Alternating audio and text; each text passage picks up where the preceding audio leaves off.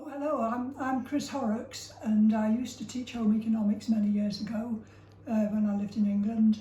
Been living in Scotland now for almost 20 years. This morning we're going to use vegetables and we're going to make two different sorts of soup, because I find feeding your family and now feeding myself as I live alone, soup is an absolutely ideal way of doing it, and you can use whatever vegetables you like.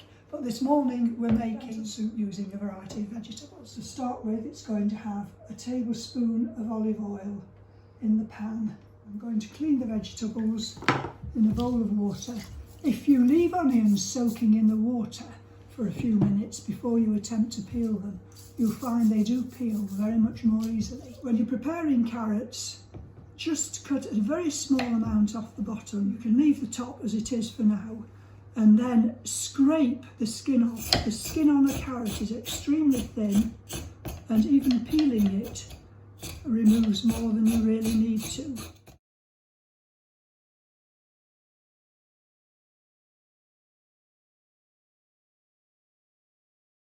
Make a bridge with your fingers and cut down firmly towards the board.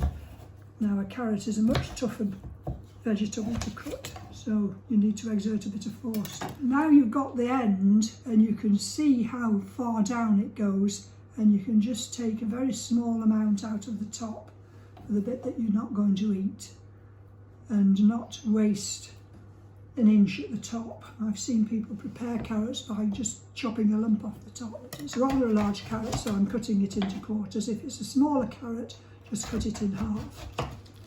And then you can hold all four pieces together and just slice them.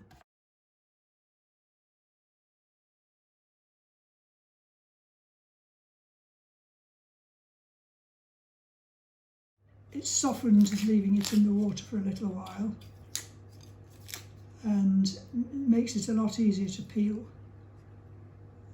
So take off the thin, tough bits on the outside. Hold the onion firmly in your fingers, make a bridge and cut down towards the board. I try and go through the root first. Now, the onion's held together by the root, so don't chop too much off the bottom. And if you slice it but leave it joined at the root, you get small pieces, and each one, because the onion grows in layers, each one is quite thin. And then cut that down towards the board, keeping your fingers well out of the way of your nice sharp knife. And then when it gets too thin to hold it, turn it over and cut it, still going down towards the board. So all you're left with is a tiny bit, which is the stem that holds all the bits of onion together.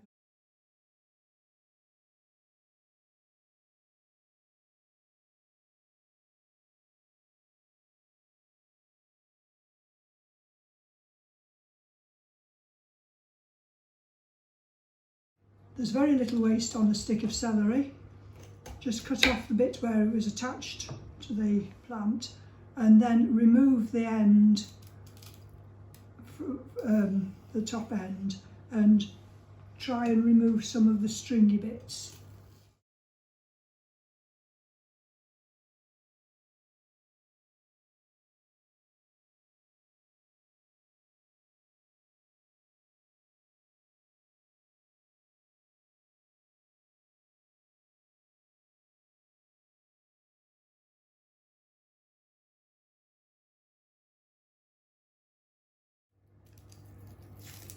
So we're just taking off the outside very tough coating and removing that. So we have two nice plump cloves of garlic.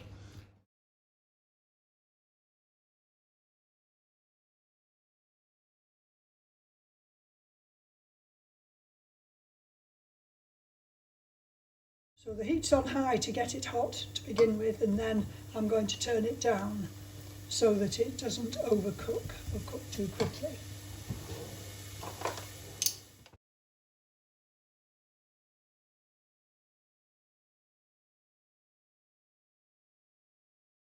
Onions are cooked when they've lost their opaqueness and they've started to go clear, but don't let them go very brown.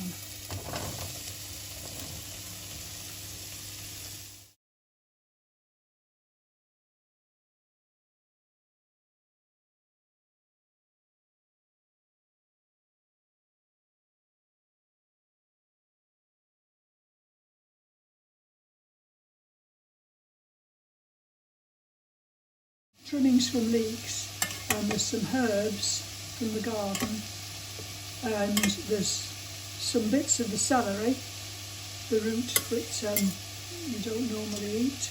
It has quite a lot of flavouring, and the celery leaves that are really rather tough, and the tops of the celery stalks. So they've all been put in there and cooked slowly to extract the flavour.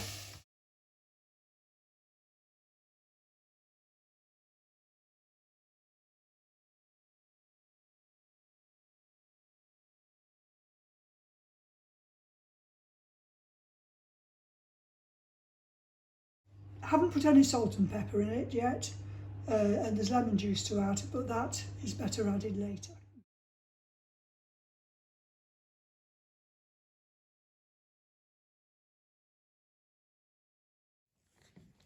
Looks good. Make sure the vegetables are soft. Yes, very soft, so that's cooked. And to taste the soup, to see what it tastes like, before deciding what seasonings to add. Surprising how tasty it is without any seasoning at all.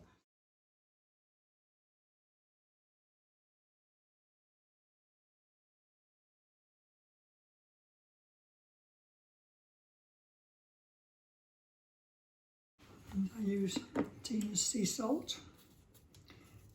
Surprising how little you need, even in a big pan full of soup like this.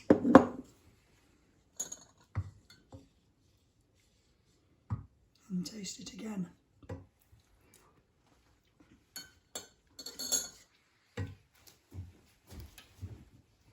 Oh yeah, your trusty paprika. And I love paprika.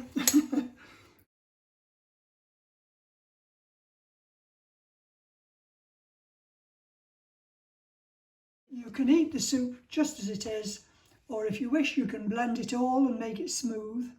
I do find that sometimes young children say they don't like things, but you don't know whether they're just saying it for the sake of saying it to be awkward, or whether that's genuine. And if it's blended, they can't actually tell what's in it, and it's surprising what they will eat.